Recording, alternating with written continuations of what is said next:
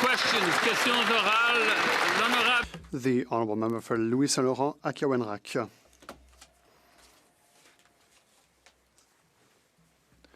Mr. Speaker, the primary concern for all Canadian families is the cost of groceries, Mr. Speaker. Unfortunately, food inflation is hitting hard. 6.2%, the worst inflation in the G7. And one of the factors is the Liberal fuel tax, which costs families up to $1,000, according to the PBO. We Conservatives want to help families, want to work with the government. Is the government ready to abolish this Liberal tax to allow Canadian families to breathe? The Honourable Minister for Finance. Mr. Speaker, I'd like to thank my colleague for his question. We know that the Conservatives are allergic to good news. But let me remind them what we announced on Monday.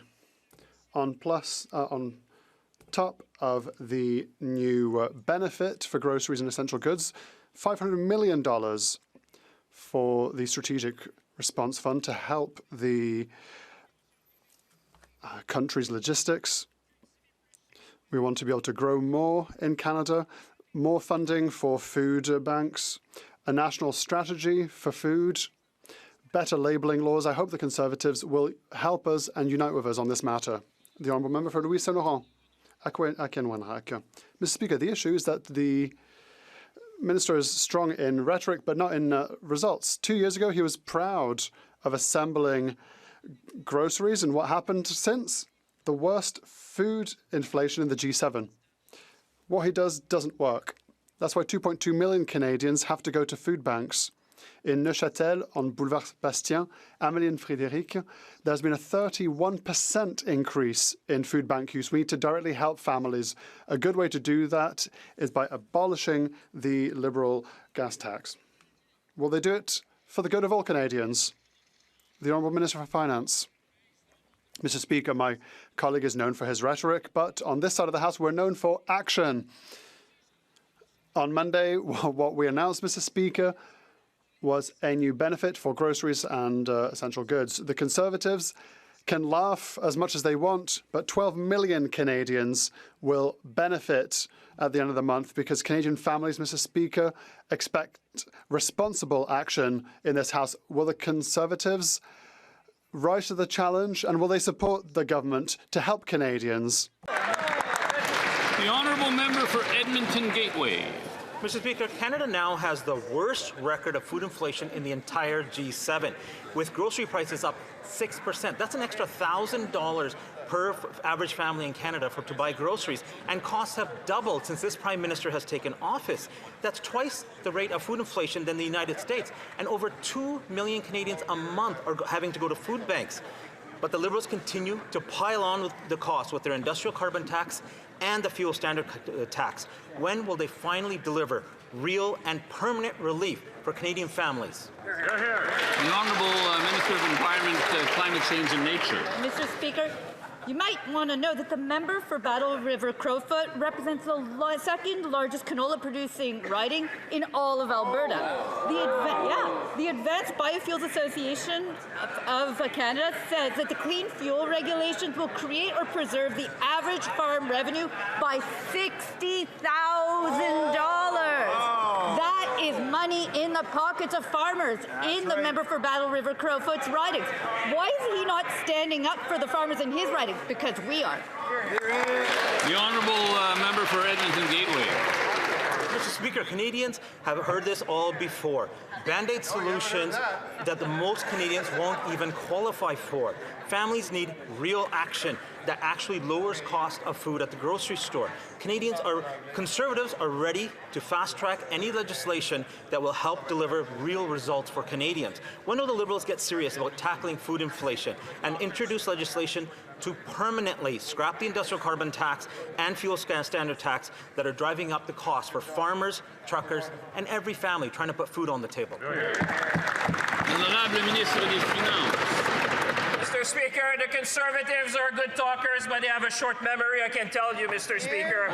Because on Monday, Canadians have noticed what's happening, Mr. Speaker, that they're going to have a rebate for grocery and essential. But in addition to that, and let me help them for the householder Speaker, so they don't forget to tell the constituent, there'll be $500 million from the Strategic Response Fund to strengthen food production in the country, immediate expensing for greenhouses, additional funding for food banks, a national food strategy, work toward a standard price unit. Mr. Speaker, instead of shouting in the House, they should get on board, support Canadians, and make this country.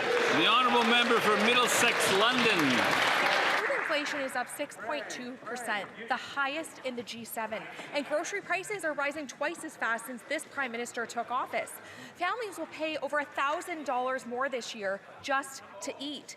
Farmers, truckers, and food processors have been clear. The Liberals' industrial carbon tax and their new fuel standards tax are driving up costs from field to fridge.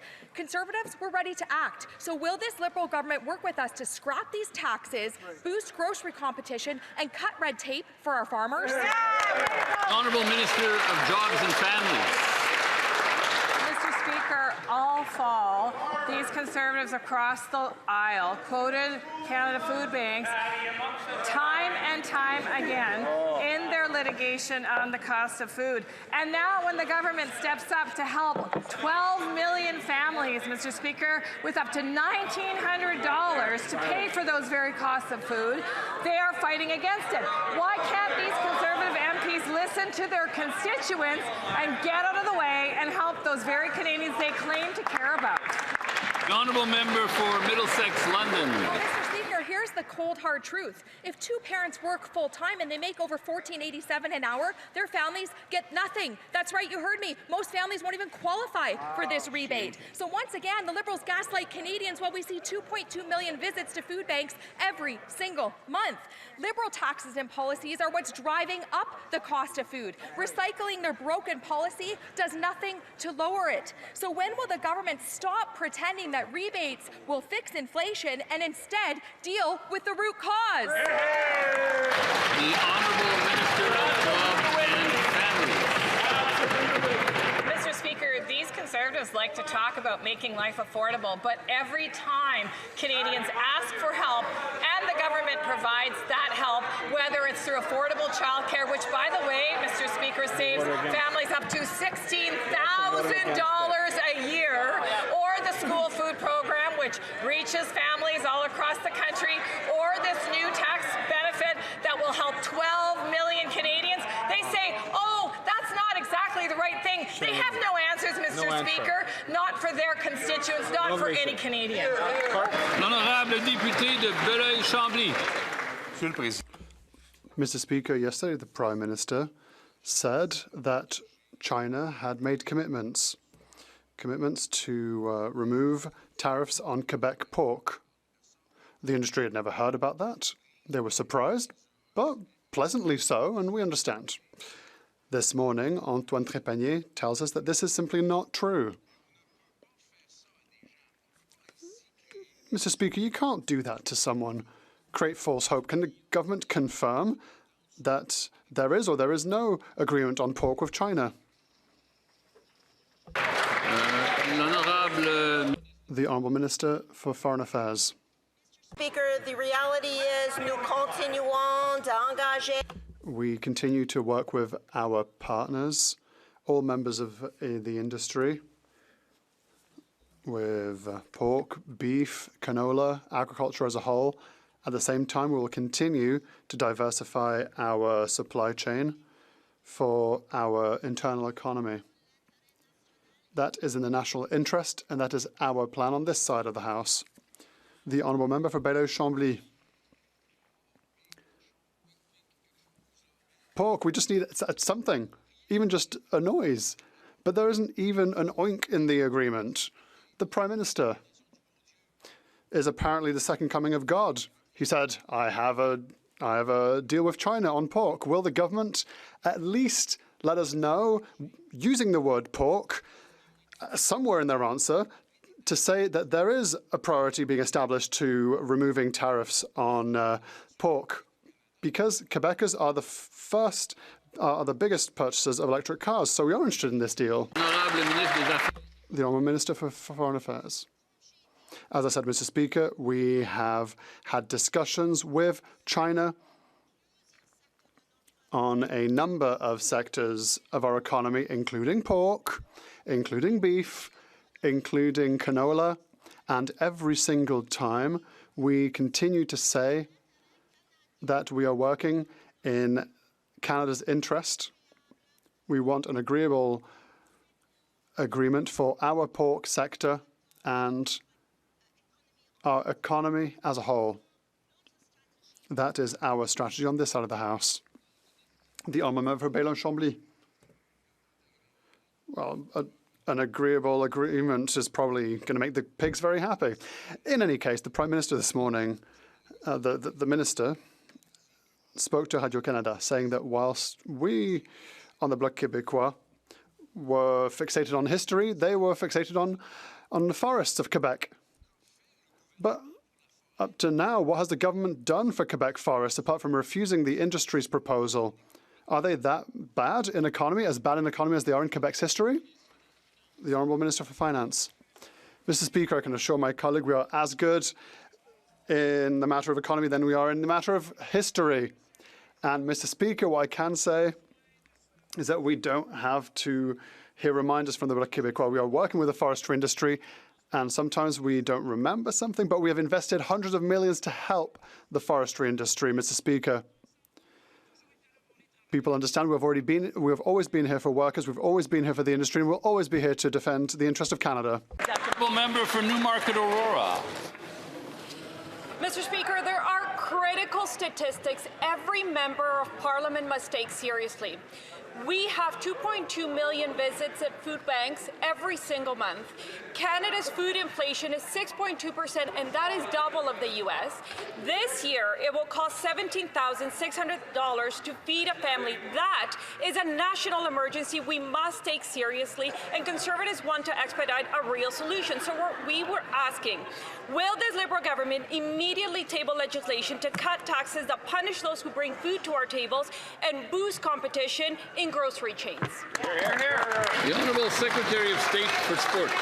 Thank you very much, Mr. Speaker. And to the member's question, not only do we take the statistics very seriously, we also take the recommendations of the organizations who are working to feed hungry Canadians extremely seriously. And the top recommendation for Food Banks Canada was to create a groceries and essentials benefit. Now, the Conservatives have a chance to support that motion and to vote in favour of this motion and help Canadians at the grocery store, Mr. Speaker. And we know, based on the research that's been done by independent agencies, that industrial carbon prices not only just have a negligible impact or zero impact, many of them actually help. So if the Conservatives want to help Canadians at the grocery store, they should vote in favour of the grocery and essentials benefit.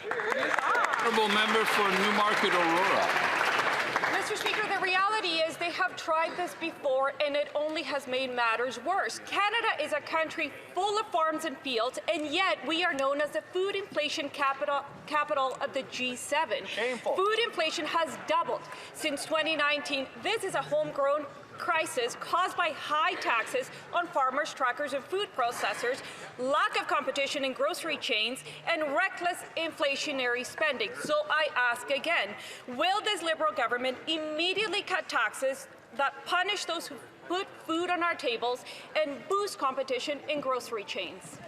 The Honourable Secretary of State. Thank you very much, Mr. Speaker. Farmers know that the #1 cause of food inflation in Canada and globally is climate change, Mr. Speaker. And when they're listing off the products that are most affected by climate change, they often list lettuce, which is impacted by climate change in California, coffee, which is imported to Canada. We don't grow coffee here, and beef, which is impacted by climate change, Mr. Speaker. The Conservatives can continue to bury their heads in the sand and pretend that climate change doesn't exist, Mr. Speaker, but we are working with farmers to increase the number of domestic producers, Mr. Speaker. We're working to build more greenhouses so that Canadians can buy more Canadian food. Thank you, Mr. Speaker.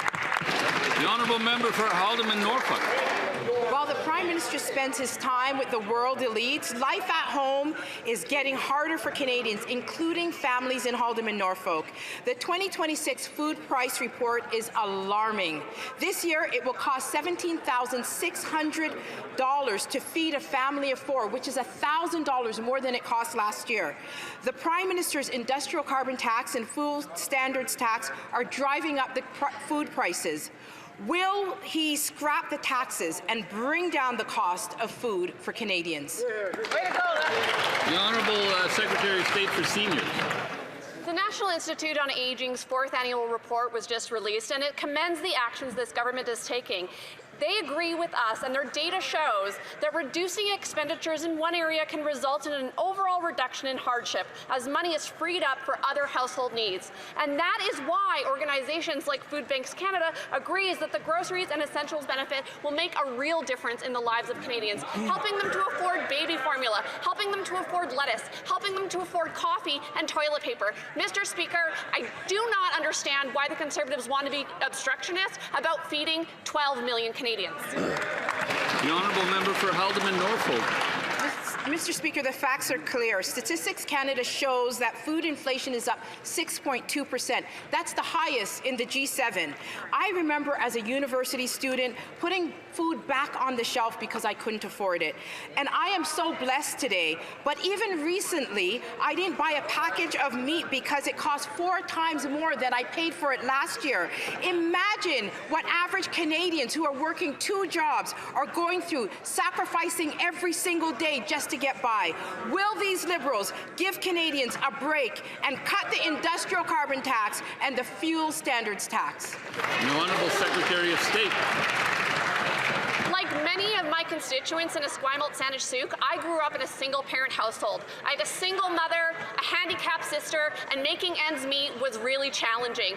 Mr. Speaker, it's families like those that we have in mind, like the ones that I grew up in, like the ones that exist in my riding, in that member's riding. Those are the ones that we want to feed, and Food Banks Canada is supporting what we're doing.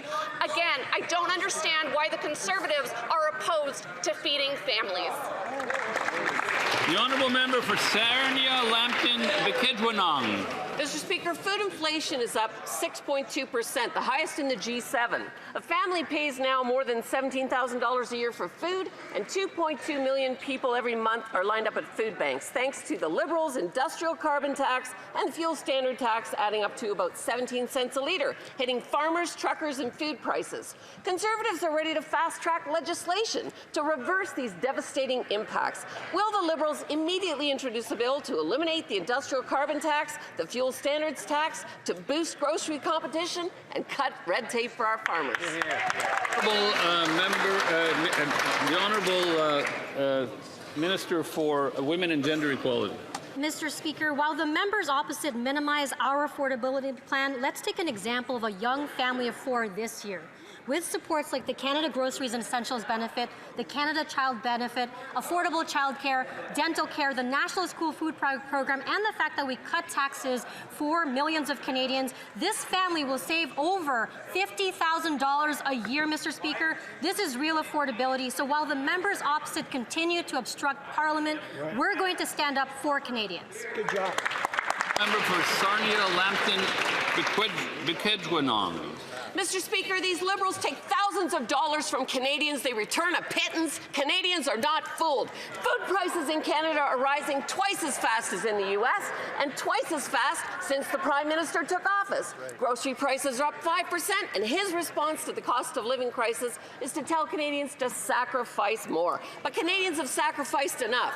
With the ever-increasing costs to eat and heat, there's little left for Canadians to give up. When will the government finally stop asking families to sacrifice and commit to legislation today to make life affordable for hardworking Canadians? Honourable Minister. Mr. Speaker, I don't understand how the Conservatives can look their constituents in the eye when all they do in this House is obstruct what we're doing and the progress that we're making. We cut taxes for 22 million Canadians. We're making the National School Food Program permanent. This is going to help 400,000 kids eat healthy eat healthy meals at school. And we're saving families $16,000 per year through the affordable childcare. Mr. Speaker, we're providing relief for 12 million Canadians through our Canada Groceries and Essentials Benefit. This is going to make a real difference, especially for families in my riding of Mississauga-Streetsville. Thank you, Mr. Speaker. The honourable member for King Vaughan. Mr. Speaker, seniors are choosing between medication and groceries. Food Banks Canada has reported 2.2 million visits in a single month. 8.3% are seniors, up from 6.8%. Food inflation is the highest in the G7. Canadians need our help. Conservatives have proposed real solutions. Eliminate the industrial carbon tax, eliminate the fuel standard tax, and cut red tape on farmers. Will the Prime Minister show compassion for Canadians and work with us to provide real relief, yes or no? The Honourable Secretary of State for Seniors. Unlike the Conservatives, our actions are compassionate. Our actions show compassion for seniors. We increased OAS for seniors over 75 when they wanted to bring it down to below 65. We have protected OAS, ensuring that it's indexed to inflation, and we just guaranteed that low-income seniors will get the help that they need to fight rising food costs, something that we cannot control. But what we can control is helping families afford the food that they need with the groceries and essentials benefit. This will buy up to $950 more food for a single low-income senior. The Honourable Member for Shefford.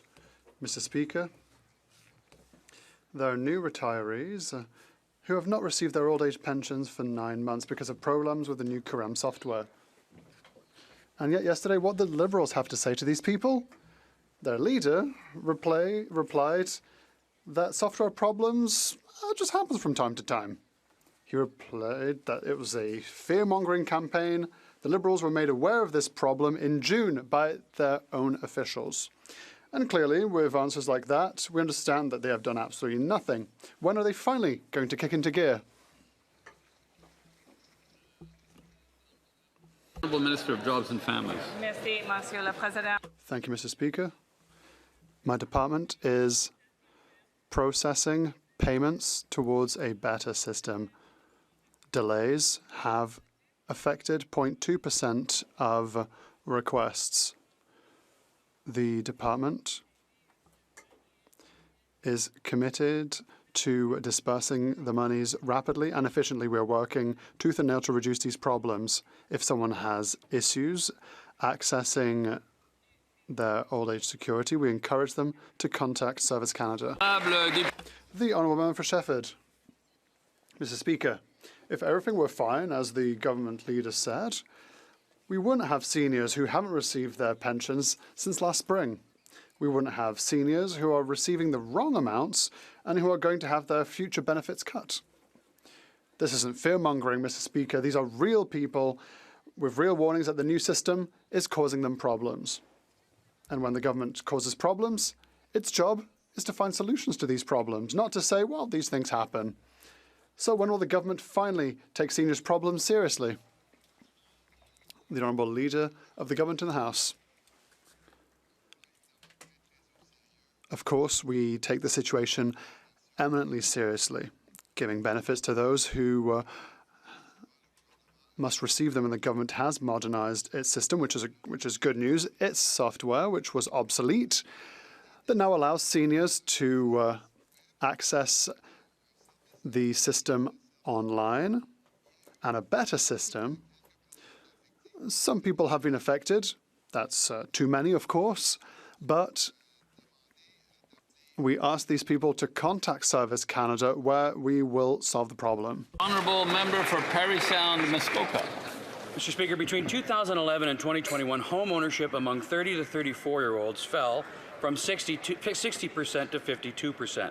From 2019 to 2024, for every 100 adults added to the Canadian population, only 12 homes intended for ownership were built. That is less than half the rate of the earlier decades. So my question is, how does the Prime Minister expect young Canadians to ever buy their first home when his government keeps using the same old policies that haven't worked for the last 10 years? Housing and infrastructure. Thank you, Mr. Speaker. Well, the good news is that our government has brought forward the first-time homebuyers GST break, which is up to $50,000 off of their first home purchase for young Canadians. This is a new measure. It was stalled in the fall session by the opposition, unfortunately. We're ready to bring this forward, Mr. Speaker. We're ready to deliver affordability for young Canadians. Hear, hear. Member for Parry Sound of Muskoka. Well, Mr. Speaker, new home sales are down 45% in the GTA and 56% in Vancouver. And I'll tell you what, rebates don't matter to first-time home buyers if no homes are getting built. Nearly half of young Canadians are now considering leaving their home communities because they cannot afford to stay. So when will the minister listen to all the experts, the builders, the developers, the Conservatives, and remove the HST on all new homes under $1.3 million so that we can get builders building homes again? Hear, hear. Honourable Minister. Thank you, Mr. Speaker. Well, it starts with first-time home buyers and not obstructing bills that will deliver relief and affordability for young Canadians. That's number one. Number two, we have record annual construction in Calgary, in Montreal, in Edmonton, in Ottawa. We have housing starts that were solid last year, the 5th best year in Canadian history. We will continue to build on that work with Build Canada Homes, which we expect the opposition's support on. That's right. Honourable member for York Durham. It's a new year, Mr. Speaker, but it's the same old story for Canadians trying to buy a home. They can't. The Missing Middle Initiative reported this week that while the vast majority of Gen Z and millennials want to buy a home, only about half can realize that goal. Home ownership for them has decreased from 60% to 52%. Their ambition to buy a home has turned into uncertainty, and that uncertainty has turned into defeat. Missing Middle proposed 10 solutions. Not one of them was the government's plan for another bureaucracy to build non-market homes. So why is the government's plan so different from what sensible experts are recommending? Honourable Minister of Housing and Infrastructure. Thank you, Mr. Speaker. The good news is that we have Build Canada Homes starting up, one-stop shop for affordable housing and delivering housing for young Canadians in particular. Mr. Speaker, the opposition can support affordable housing. They've never done it before, but they can start now. They can start helping this government deliver affordability, whether that's new homes through Build Canada Homes or it's bringing down rents, which we're seeing rents drop across Canada for 30 straight months. Thank you, Mr. Speaker. Honourable member for Langley Township, Fraser Heights. The Prime Minister is not keeping his promise to young Canadians to help them buy their first home. In fact, according to the Missing Middle report, things are going in the wrong direction. Homeownership among 30-year-olds is at an all-time low. Less than half think they're ever going to own their own home, and housing starts aren't even keeping up with population growth. So here's an idea. We're feeling generous. Why doesn't the Prime Minister adopt our policies to cut bureaucracy so that homes get built and first-time Canadians can buy their first home? Thank you. Great job. The Honourable Parliamentary Secretary to the Prime Minister.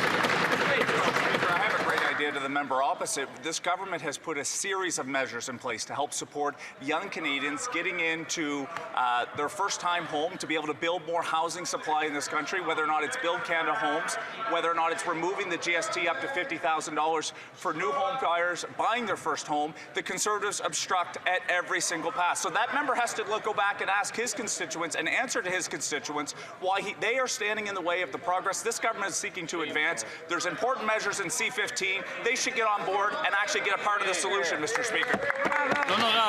The Honourable Member for Côte-du-Sud, Rivière-du-Loup, Katascomic, Témiscouata. Mr. Speaker, the housing crisis being felt in the streets and homes of Quebec. Families are having to choose between rent and groceries. Young people are delaying their life plans because they can't afford an apartment. According to a Léger poll, 1 in 5 Quebec tenants struggled to pay rent last year. In Montreal, that figure is 1 in 4. This is not acceptable. After 10 years of this Liberal government, when will Quebecers have access to a truly affordable housing? The Honourable Parliamentary Secretary to the Prime Minister. Mr. Speaker, over $1,800 will go to a family of 4 through our new Canada Groceries and Essentials benefit. This money will help families. It will help households make ends meet. We know the statistics. They are true. 1 in 5 households is having trouble with rent. This is why I am wondering, why are Conservatives blocking the work of Build Canada Homes? Why are they holding up our new Canada Groceries and Essentials benefit? Member for Fleetwood, Port Hills. Mr. Speaker, communities across Canada want to feel safe in their neighborhood and confident their government is taking action to prevent crime, especially given the rise of extortion in BC Lower Mainland. Can the Minister update this House on measures our government is taking to counter extortion, support law enforcement, and ensure our communities feel safe. Honourable Minister for Public Safety. Mr. Speaker, the rise in extortion in Surrey and the Lower Mainland is unacceptable, and I extend my support to the victims of extortion everywhere. This morning, I met with Premier Eby, and we committed to deploying up to 20 RCMP members to support law enforcement efforts. Mr. Speaker, we deployed 2 helicopters in the Surrey area, and in November, we announced $4 million in federal funding to bolster Surrey Police's efforts to tackle extortion threats.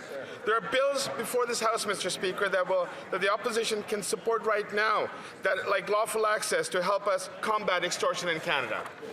The honourable member for Dufferin-Caledon. For almost a year, Canada has endured an unprovoked economic attack by the United States and President Trump.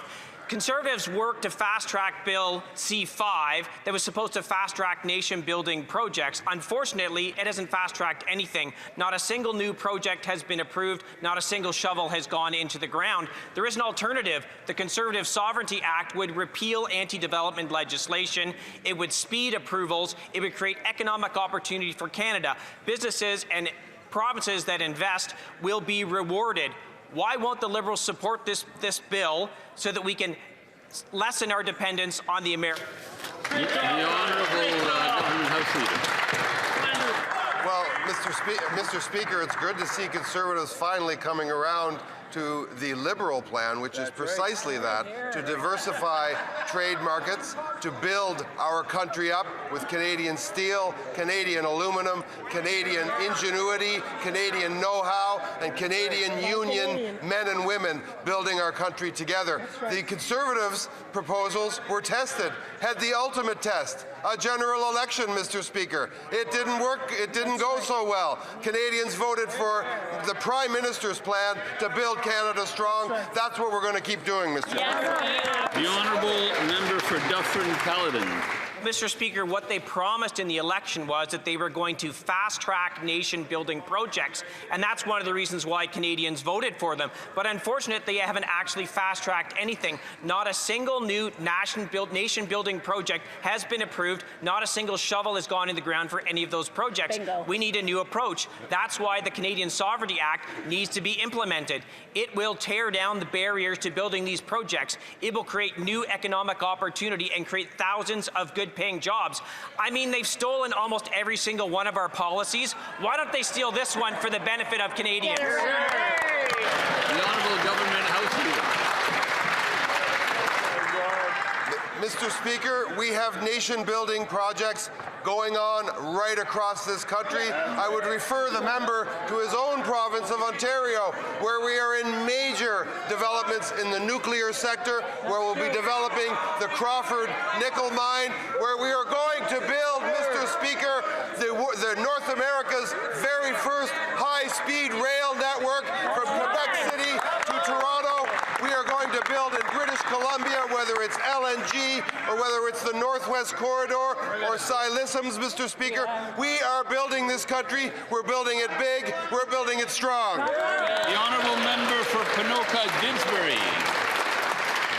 This Liberal Prime Minister has broken his promise to Canadians. He said he would build Canada strong, but in 8 months he hasn't approved a single new project. Instead, he's closing down agriculture research stations and firing scientists, including at the 120-year-old station in Lacombe. Conservatives introduced a motion this week to pass the Canadian Sovereignty Act.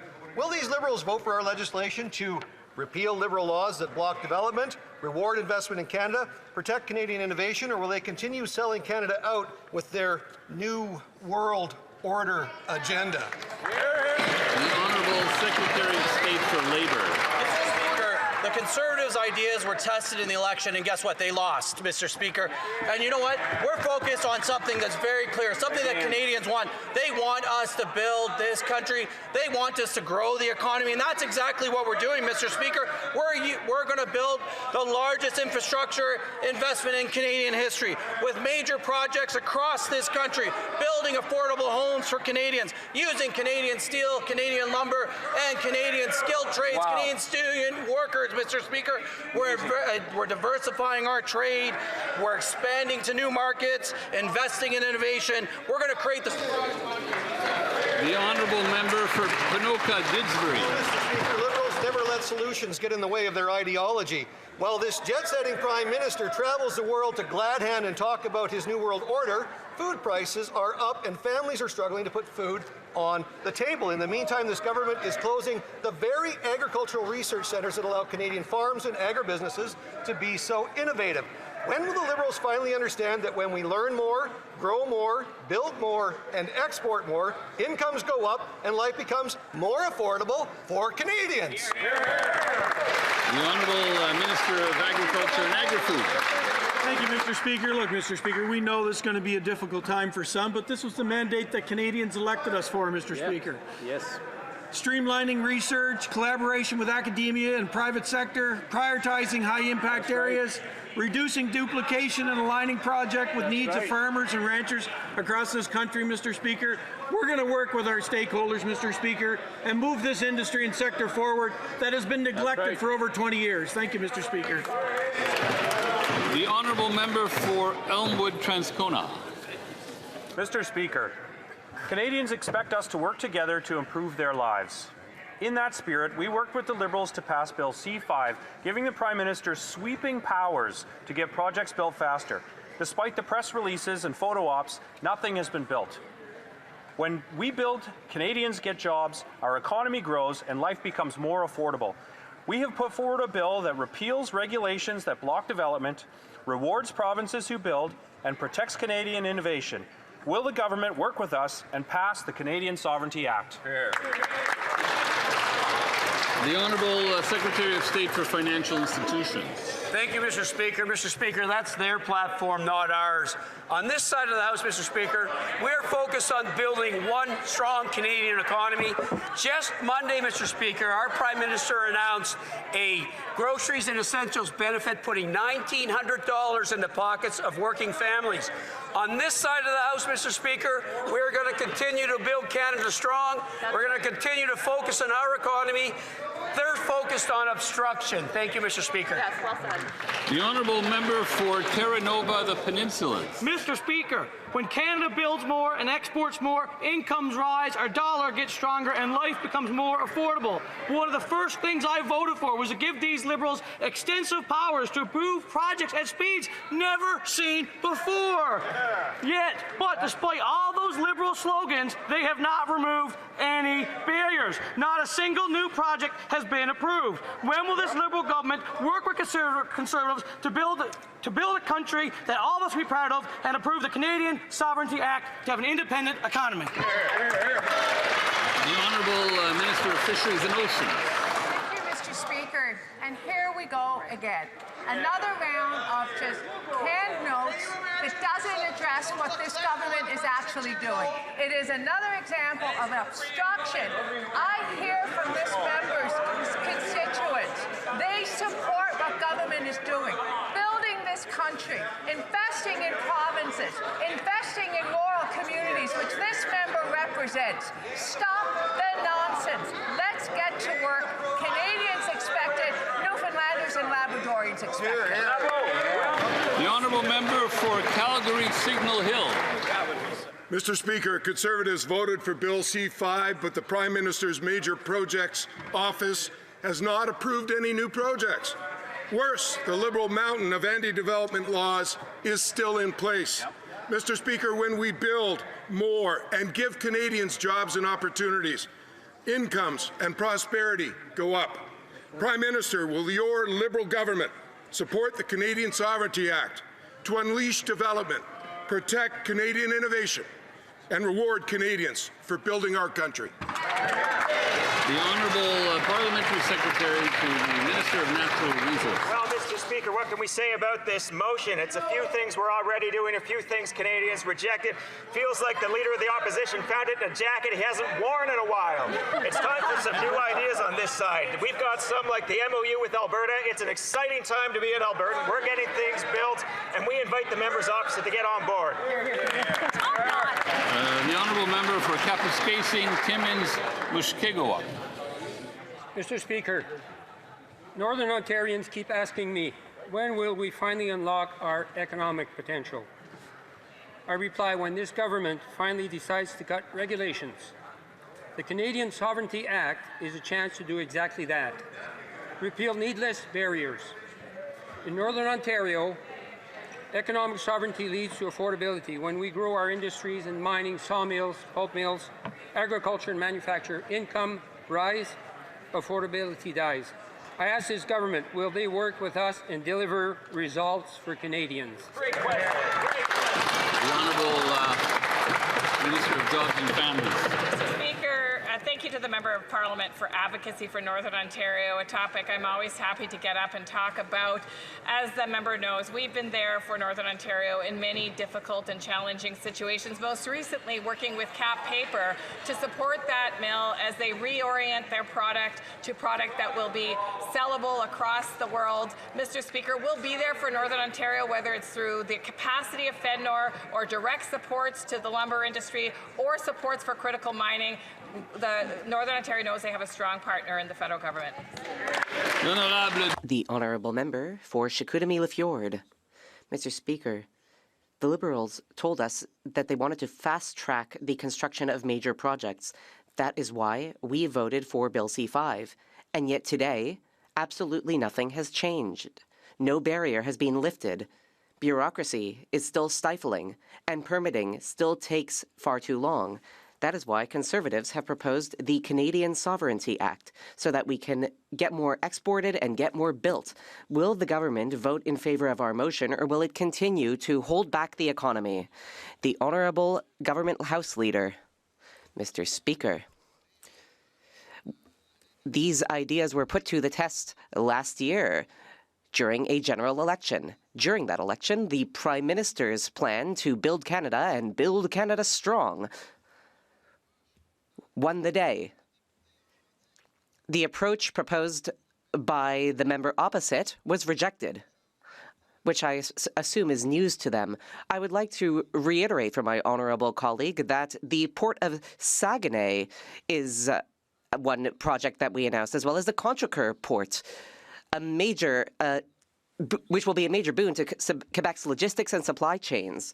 The Honourable Member for Beauport-Limoilou. Mr. Speaker, January 17th was a historic moment for Canada. The Canadian government announced the launch of the Assault-Style Firearms Compensation Program in Montreal alongside representatives of the Quebec government.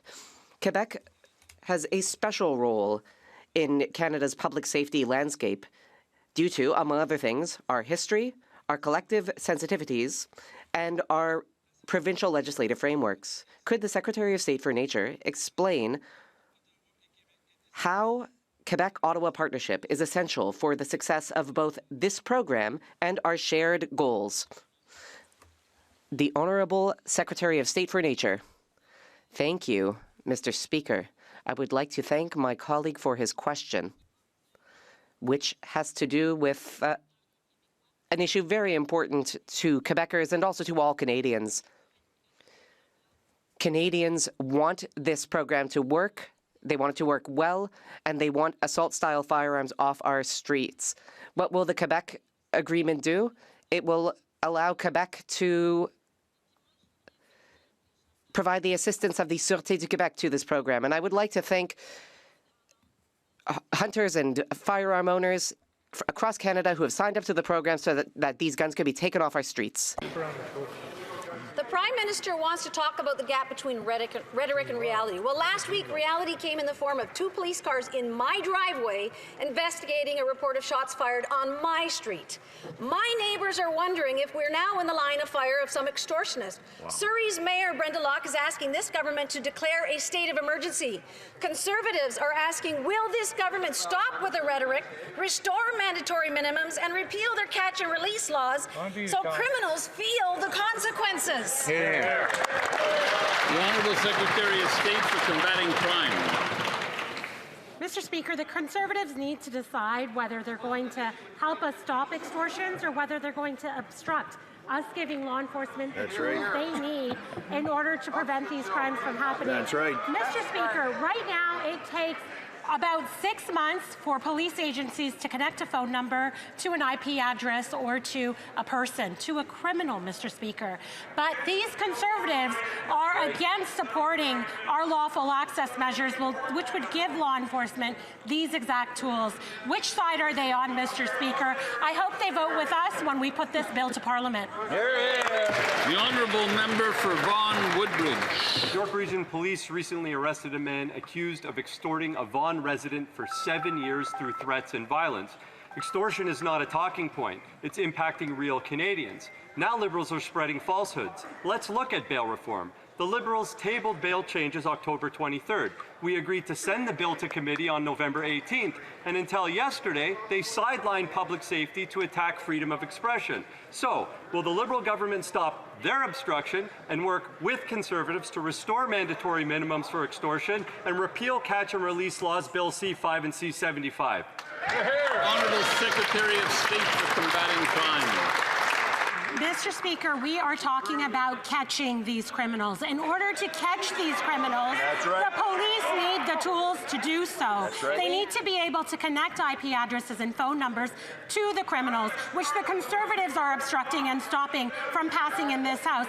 We brought lawful access measures, Mr. Speaker, to this Parliament in June, yet they've been obstructing those measures all along.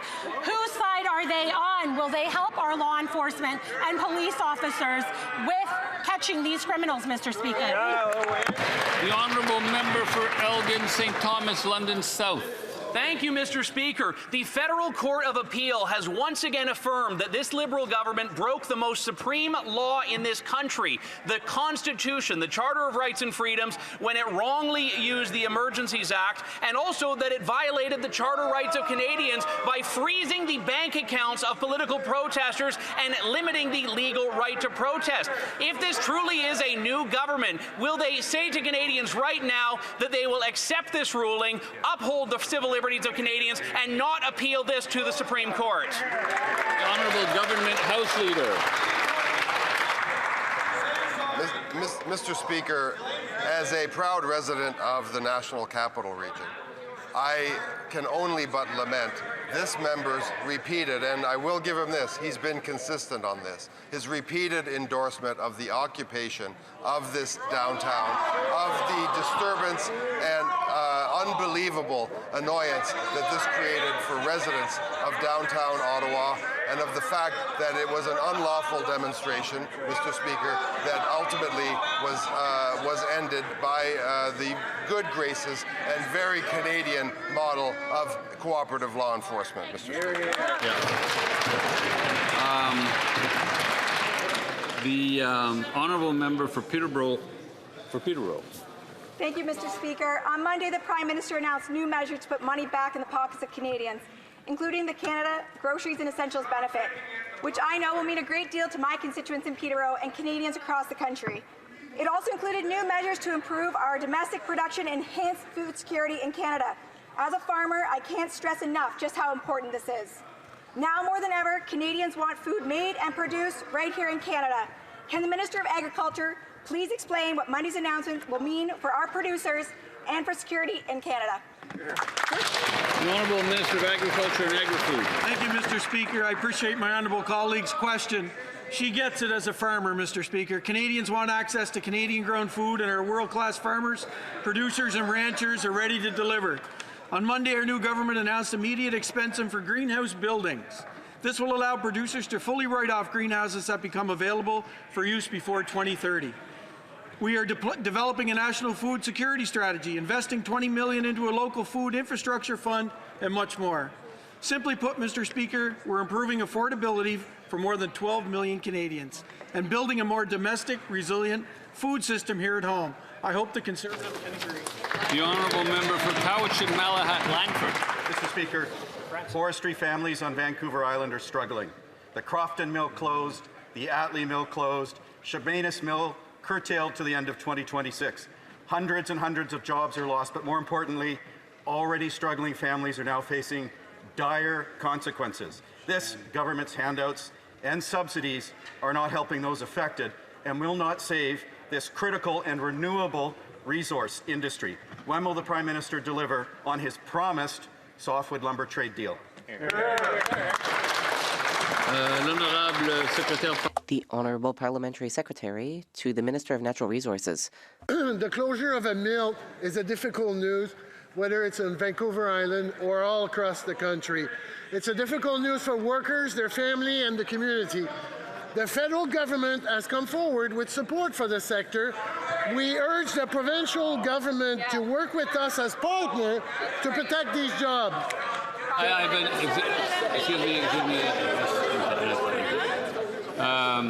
I've been putting up with a lot of loud noise coming from my left, but I had to call it out now because I'm having trouble hearing the honourable member. So the honourable member from the top, please.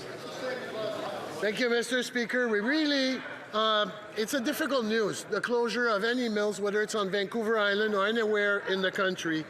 And we've come forward with a lot of support from a financial perspective. We work with the provincial government as partner to protect these. And they may have missed the news that we announced a forest sector transformation task force by the industry. They've already met, and they're formulating recommendations for the government for the future. We will continue to examine every option available. I urge the member to work with us on those. The honourable member for Saanich Gulf Islands. Thank you, Mr. Speaker. And my question is to the Honourable President of the Treasury Board. With massive cuts being made to our civil service, how can the government justify threats to public health and safety as outlined today by the Public Service Alliance of Canada? Specifically in my community, we're very concerned as across a number of departments, believe it or not, workers involved in marine emergency response to oil spills have all been laid off. How does the government justify this? The Honourable President of the Treasury Board. Mr. President, I thank my honourable colleague for her question. Canada's new government is taking a responsible approach to renewing the public service, focused on efficiency, sustainability, and respect for those who serve Canadians.